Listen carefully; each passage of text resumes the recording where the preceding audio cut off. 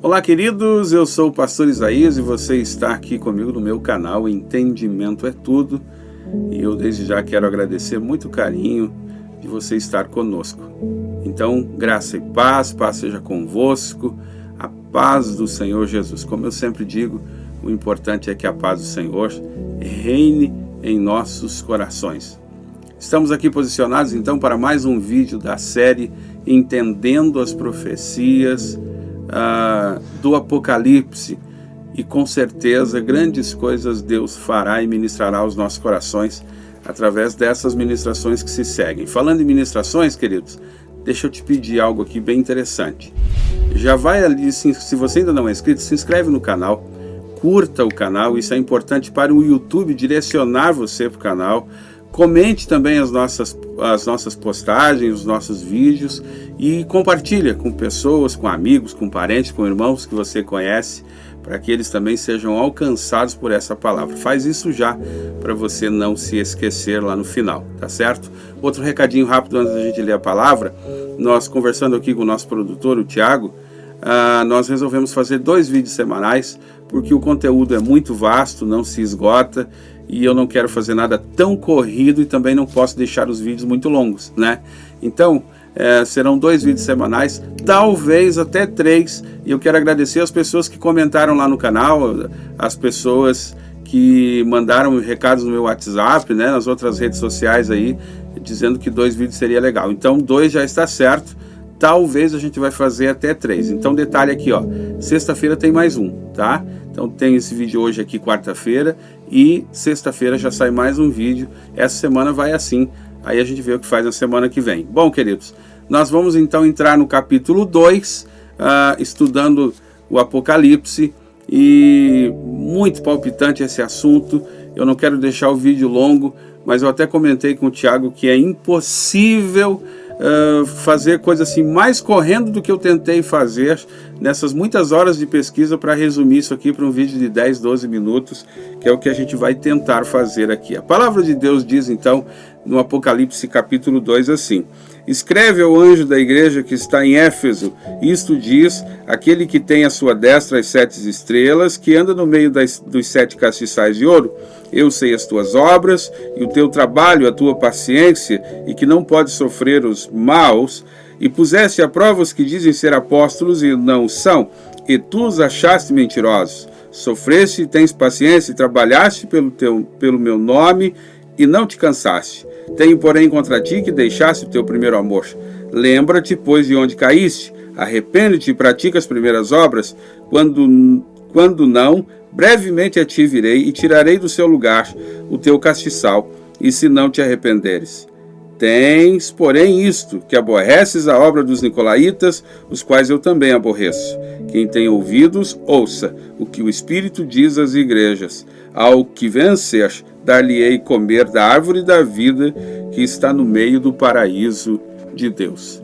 Bom, amados, vamos situar então essa história. Nós estamos falando da igreja de Éfeso. A igreja de Éfeso foi a igreja que mais consumiu, eu posso dizer isso tranquilamente, a igreja de Éfeso foi a igreja que mais consumiu tempo do ministério do apóstolo Paulo. Acredite em mim, na igreja de Éfeso, na cidade de Éfeso, Paulo dedicou 3 anos do seu ministério exclusivamente posicionado, morando em Éfeso. Paulo permaneceu ali, era uma cidade muito grande. Éfeso, no tempo dos apóstolos aqui, no tempo de João, né, no tempo da carta, era uma cidade de pelo menos 250 mil habitantes, uma cidade muito grande, o maior porto da região. Ela não era a capital da época era Pérgamo, mas Éfeso tinha mais importância, inclusive econômica, do que Pérgamo. Ali estava o grande templo de adoração à deusa Diana, à deusa Artemis. Ali estava grandes estádios de grandes festas. Éfeso era uma cidade que chamava a atenção, tudo girava em torno desta cidade. Para vocês terem uma ideia, além de permanecer em Éfeso por 3 anos, foi ali que Paulo preparou para o ministério depois dele Timóteo. É isso mesmo. Timóteo assume a igreja de Éfeso depois de Paulo E Paulo tinha um carinho tão grande por essa igreja que mesmo depois de Timóteo ter assumido, é ali que ele envia então as 2 cartas a Timóteo. E a nível de curiosidade ainda, só para você ter uma ideia, há uma corrente antiga na tradição que diz que o apóstolo João, olha só isso, no final da sua vida, depois de Timóteo, o apóstolo João também assumiu o pastoreio integral da igreja de Éfeso. Imagine vocês a importância que essa igreja tinha. Pois bem, queridos, então vamos aqui, feita essa introduçãozinha rápida, eu ainda preciso falar algo muito importante aqui antes dos tópicos que eu quero abordar. A igreja cresceu muito, a igreja cresceu bastante em toda a região, depois da morte de Jesus ali por volta do ano 33, né, como a gente sabe. No ano 54, Nero está governando, o imperador Nero governa a cidade de Éfeso, todo aquele lugar, os romanos estão governando, e Nero, na sua maluquice, Nero, na sua insanidade, ele manda matar a própria mãe. Então, no mesmo ano, começa uma grande perseguição à igreja. Por que isso? E no ano 64, o Nero ainda resolve colocar fogo na própria cidade, é isso mesmo. E esse fogo consome pelo menos 10 dos 14 bairros, grandes bairros, que havia na cidade de Éfeso. E só que dos 4 bairros que sobraram, olha só, os 4 bairros que sobraram, era habitado muito por judeus e cristãos. E Nero aproveitou-se disso para colocar a culpa então desse fogo terrível, desse incêndio, dessa insanidade nos cristãos da época. Amados, foram 7 dias e 6 noites de fogo sem parar, praticamente devastando esses 10 bairros. E esse maluco chamado Imperador Nero, no alto do Mecenas, contempla toda essa cena ainda tocando a sua lira. Pois bem, como eu disse, então, ele coloca a culpa nos cristãos, e ali começa um tempo de perseguição terrível contra a igreja de Cristo. Em virtude disso, morrem muitos cristãos. No ano 68, para você ter uma ideia, Nero foi então deposto pelo Senado, e no ano 70, o general Tito, ele invade Jerusalém, matando muitos judeus, contribuindo assim para a maior diáspora, ou seja, é a dispersão de um povo. Foi a maior diáspora da história naquela época. Por causa dessa perseguição, os judeus se dispersaram e, voltando a ser considerado nação, olha só o tempo que eu vou dizer aqui, só em 1948, depois de um empate de votos ali, numa votação que teve na ONU, um brasileiro dá o seu voto de Minerva, e aí Israel passa a ser de novo considerado como nação. Pois bem, queridos, continuamos aqui falando de Éfeso, ainda situando a igreja. No mesmo ano 70, Tito inaugura um coliseu em Roma, onde morreram 10.000 cristãos, pelo menos é o que se tem notícia. Alguns eram cobertos de piche e eram espalhados pelas ruas e praças para iluminar a noite da cidade. Imagine isso, que coisa terrível.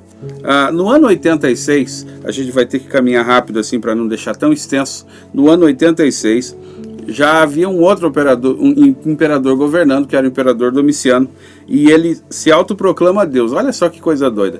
Além de toda a idolatria, além de todo o misticismo, além de toda a complicação que havia na cidade de Éfeso, e talvez por isso Paulo dedicou tanto tempo a essa cidade, Domiciano, agora o imperador, resolve se autoproclamar um Deus, e ele quer que tudo gire em torno dele, ele quer que todo mundo o adore agora, e é claro que isso não poderia funcionar com os cristãos, principalmente porque nós estamos falando de um tempo de fervor, estamos falando de um tempo de crentes de verdade, se eu posso usar esse termo, que era o começo da igreja primitiva ali, né, o primeiro século, a primeira metade de século depois que Jesus havia morrido e ressuscitado. No ano 94, Domiciano deporta o apóstolo João para a ilha de Patmos. A ilha de Patmos, nós falamos na nossa introdução no vídeo passado, era um lugar onde eram colocados presos, era um lugar de trabalho forçado, haviam ali minas de carvão, e o governo romano usava a ilha de Patmos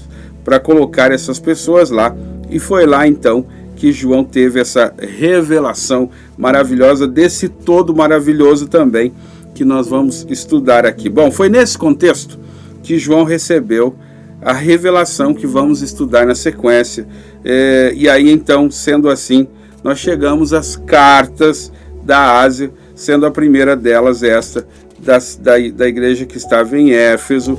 Depois nós vamos ver na sexta-feira sobre Esmirna, e assim a gente vai seguindo. Bom, queridos, nós já aprendemos algumas coisas sobre essa cidade de Éfeso.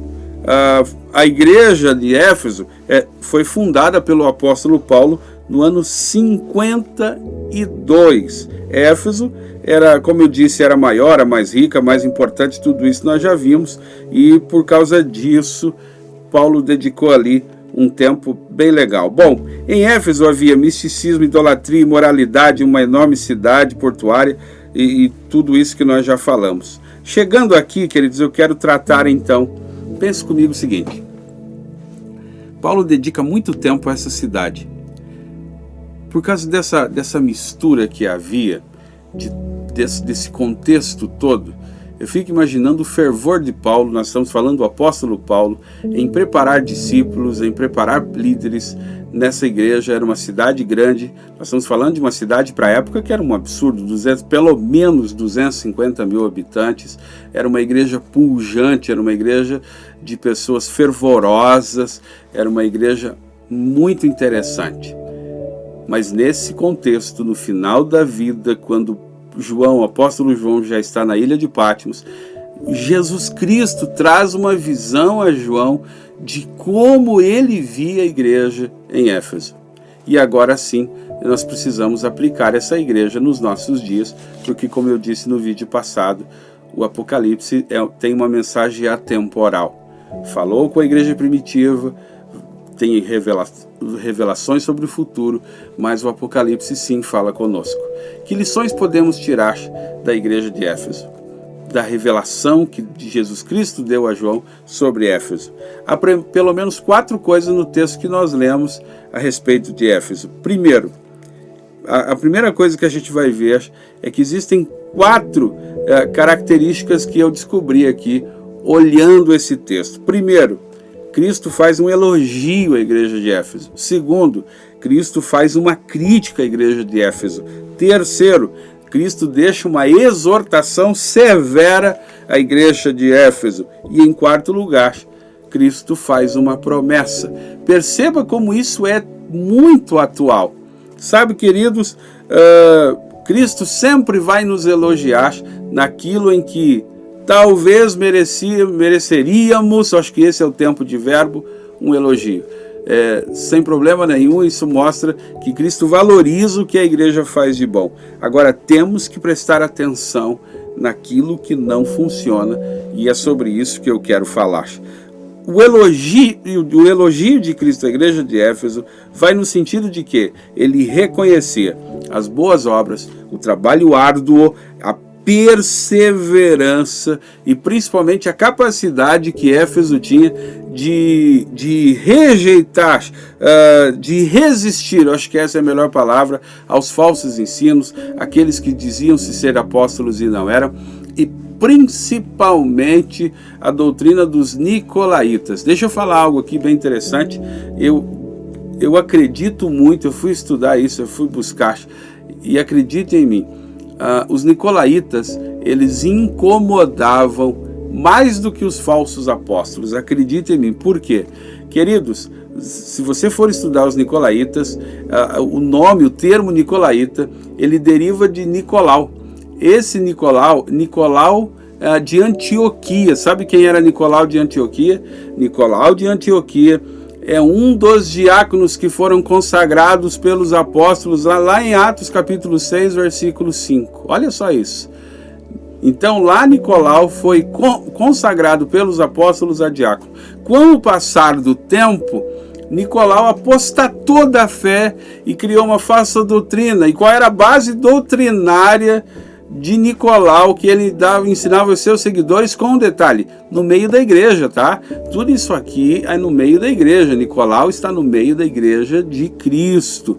E qual era o ensinamento dele? O corpo não serve para nada, o corpo não tem valor, salve o seu espírito. Então no corpo você pode fazer tudo o que você quiser, não há regra.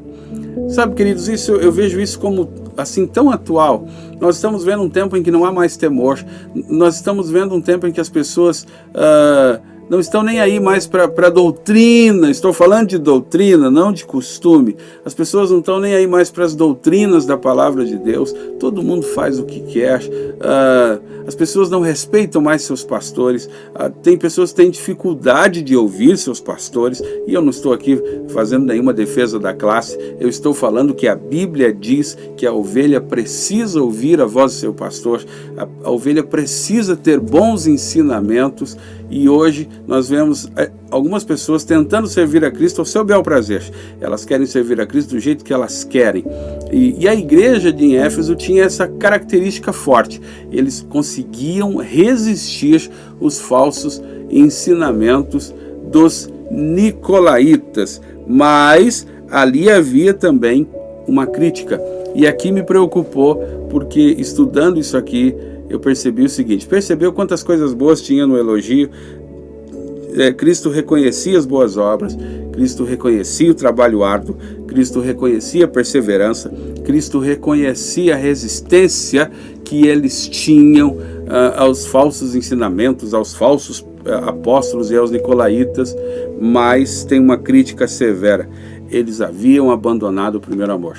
Agora se a gente pega o peso disso, para Cristo, o primeiro amor é mais importante. A chama do primeiro amor, ela é mais importante do que tudo aquilo que eles faziam. Perceba o seguinte: ele elogia aqui, mas diz assim, tudo isso que vocês estão fazendo, se vocês deixarem apagar a chama do primeiro amor, não vai dar certo, não vai funcionar. O que vocês têm que fazer é reacender a chama do primeiro amor. Sabe, queridos, a igreja precisa dessa restauração. Por isso que Apocalipse é muito atual e é atemporal. A igreja precisa urgentemente voltar ao primeiro amor. Às vezes a gente olha para a Bíblia, as pessoas se perdem em alguns comentários, as pessoas deixam de perceber algumas coisas importantes. Eu sempre falo disso, eu falo disso com responsabilidade. Se tornou um senso comum, ficou no inconsciente coletivo, dizer que Deus destruiu Sodoma e Gomorra por causa da imoralidade sexual. Pois eu digo para você, eu não vou ter tempo de ler aqui nesse vídeo, mas eu digo para você com todas as letras e palavras, não foi só por causa da imoralidade sexual. Você vai encontrar na Bíblia, em outro vídeo eu trago isso, que Deus destruiu Sodoma e Gomorra porque eles não estenderam a mão e não deram pão ao necessitado. Eu não vou ter tempo de argumentar sobre isso, até acho que já tem um vídeo sobre isso no canal. Procure, assista os vídeos aí, não lembro qual é agora. Sabe, queridos, amor, a gente precisa voltar ao primeiro amor. Pastor, mas como voltar? O que significa isso? É ter de novo aquela paixão. Todo mundo que está me assistindo sabe o que é paixão. E todo mundo sabe o que faz um apaixonado. Todo mundo sabe que o apaixonado, ele se dedica, ele dedica tempo. O apaixonado, ele coloca aquilo como prioridade. O apaixonado não mede esforços no investimento. Estou falando sim de tempo, estou falando sim de dinheiro, estou falando de uma vida, estou falando de santidade, estou falando de consagração. Quando se há paixão por alguma coisa, a dedicação no extremo. Entende o que eu estou dizendo? Por favor, lembre-se agora de quando você se apaixonou pela pessoa que você casou-se, aquela pessoa que você amava desesperadamente, não queria ficar longe. O quanto se investia, o quanto se dedicava tempo, dinheiro ou qualquer outra coisa. O que a gente vê hoje? Deus, na maioria das vezes, é lembrado quando a água chega nas narinas. Deus é lembrado quando a corda está no pescoço. Deus é lembrado apenas no momento que as pessoas precisam de ajuda. E é preciso voltar essa paixão. Isso foi uma crítica severa que Cristo fez à igreja em Éfeso. Vocês são maravilhosos, vocês permanecem na doutrina dos apóstolos, mas eu tenho contra vocês. Voltem ao primeiro amor. Sabe, queridos, aqui tem uma coisa bem interessante, tem uma exortação, né? Vocês precisam se arrepender e corrigir o que está errado. Eu não preciso nem estender muito nisso aqui. Você que está me assistindo ou conhece alguém que precisa disso, compartilhe depois. É preciso se arrepender enquanto é tempo. Cristo está voltando. Irmãos, nunca esteve tão perto a volta de Cristo. Está tudo aí. Está tudo aí, né? Nós estamos vivendo um tempo assim que a gente percebe que Deus está acelerando esse processo. Então, em nome do Senhor Jesus, faça uma autoanálise. É claro que esse vídeo não é para julgar ninguém, mas faça uma autoanálise da tua vida, faça uma autoanálise de como você era quando conheceu Jesus, quando se batizou, no começo da tua vida, da tua caminhada cristã. Perceba se alguma coisa não se perdeu no meio do caminho. Alguns vão dizer para mim, assistindo esse vídeo aqui, pastor, mas a culpa é do fulano, a culpa é do pastor, a culpa é da igreja, a culpa é dos maltes. Não. Deus não vai aceitar essa culpa de nada. Ninguém será culpado por a gente ter esfriado. Isso é nosso. Mantenha-se em Deus, mantenha-se firme nele. Eu não quero deixar mais longo, você sabe. Faça essa autoanálise e arrependa-se. Volte, confesse, volte-se para Deus por inteiro. Pois bem, já caminhando para o final, tem uma promessa maravilhosa aqui, né? Como eu disse, ele fez o elogio, ele fez uma crítica mostrando onde estava o erro, os exortou a se arrependerem, mas ele também deixa uma promessa maravilhosa no versículo 7, e eu vou ler de novo aqui para a gente encerrar, que diz assim: quem tem ouvidos, ouça. Aliás, nós vamos ver muitas vezes esse quem tem ouvidos, ouça. Eu quero falar algo interessante aqui. Quem tem ouvidos, ouça aqui, quando a gente aplica a semântica do texto, a gente vai entender o seguinte, queridos. Ouvir aqui é obedecer, tá? Não tem sentido. Do verbo chamar no original, se você for ver o verbo chamar no original, é a palavra ouvir e obedecer, está no mesmo, está na mesma palavra, está na mesma raiz. Então, o que Deus está dizendo com isso? Só existe sentido em ouvir se for para obedecer. Por isso que aqui, Cristo vai dizer assim: quem tem ouvidos, ouça. Quem tem ouvidos, ouça. Ou seja, quem tem ouvidos, entenda. Quem tem ouvidos, pratique. Quem tem ouvidos, obedeça. Porque não há sentido só em ouvir, concorda comigo? Então quem tem ouvidos, ouça o que o Espírito diz à igreja. E a promessa maravilhosa: ao que vencer, dar-lhe-ei a comer a árvore da vida que está no meio do paraíso de Deus. Eu quero finalizar esse vídeo dizendo: só há um sentido em servir a Deus. Só há um sentido em guardar-se para Deus. Só há um sentido em frequentar a igreja. É estar preparado para o arrebatamento. Você vai ouvir muitas vezes essa palavra nos meus lábios nesses vídeos do Apocalipse. Só há um sentido em ser de Deus, que é estar pronto para o arrebatamento. Se prepare. Prepare a tua casa. Ensine enquanto é tempo. Que Deus te abençoe. Pense nisso. Pense em tudo que Deus falou aqui através de Cristo, e que Deus abençoe você poderosamente. Quero encerrar pedindo com muito carinho. Não se inscreveu? Se inscreve, curta, comente, compartilhe, porque eu tenho certeza que tem pessoas que precisam disso. Deus abençoe e até sexta-feira, e nós vamos trabalhar a igreja de Esmirna em nome do Senhor Jesus. Paz do Senhor no coração de todos. Amém? Até o próximo vídeo.